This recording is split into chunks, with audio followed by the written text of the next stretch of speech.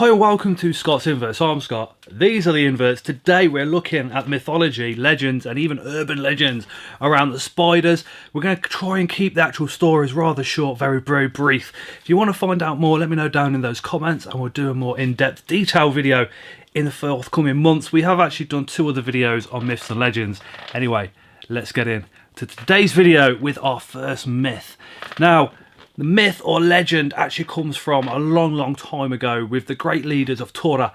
Now, there was a guy called David who would later go on to be the king of Israel, and he was being pursued by King Saul's soldiers, and he found a cave which to hide in. So he went into this cave, but a little spider followed in behind him, and what this spider did was webbed up, created a big web over the whole front of the cave. So when those soldiers came, the story says that they seen the webbing, seen that the web was not disturbed, and therefore thought that nobody was actually in that cave. So David wasn't in there. I kind of think that the soldiers got there and thought, I don't want to know what spider created all this webbing, therefore we're not going inside that cave.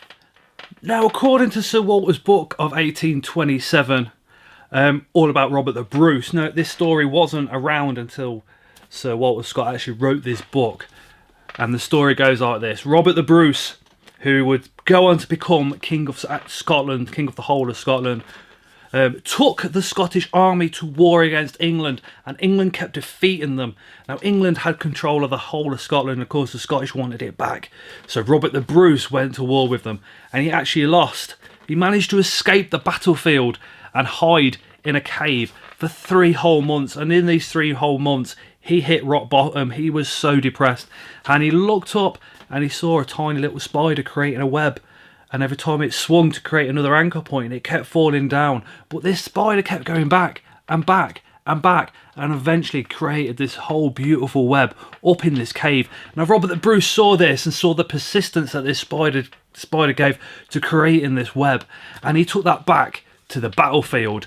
And with his newfound persistence that the spider had shown him, he actually carried on fighting the English, kept losing and losing, but with his persistence eventually won and then become king of the whole of Scotland.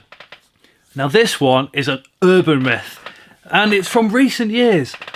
Somebody had actually found a spider living behind their clock. So this one is of the urban legend spider clock, and if you Google it, you'll find it all over the internet. And what happened was somebody actually saw a pair of huntsman legs from behind their clock, and they assumed it was bigger or the same size as the actual clock. And there was a picture floated around the internet for a long time of this clock with some legs sticking out from the sides of it, as it's up on screen now, that clock is now known as the spider clock.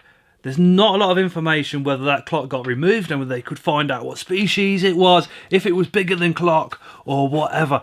But it is an urban legend nonetheless. Seeing as we've just had Christmas, this story comes from Germany and Ukraine. And there was a story of a widowed mother who could just about afford a Christmas tree but couldn't afford the decorations to put around the Christmas tree. And what happened was she actually fell asleep, she went to bed, and the spiders felt sorry for her, so they came down and they decorated a whole tree with webbing. And when the sunlight shone through in the morning, the whole of the tree shimmered with silver and gold and looked absolutely beautiful. And over in Germany and Ukraine, even to this day, it's considered a really good look to put a gold spider or a silver spider on your Christmas tree.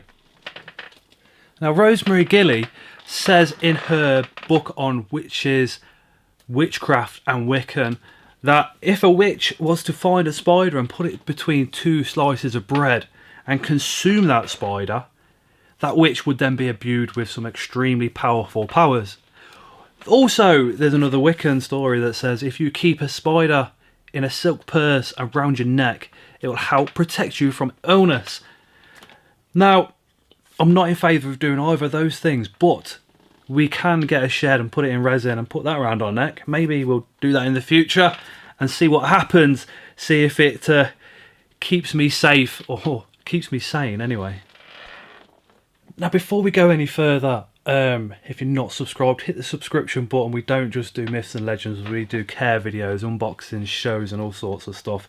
And this next myth comes from, or legend comes from, the Cherokee Indians, who believe that at one point the whole land was covered in absolute darkness and the sun just lit up on the other side of the world.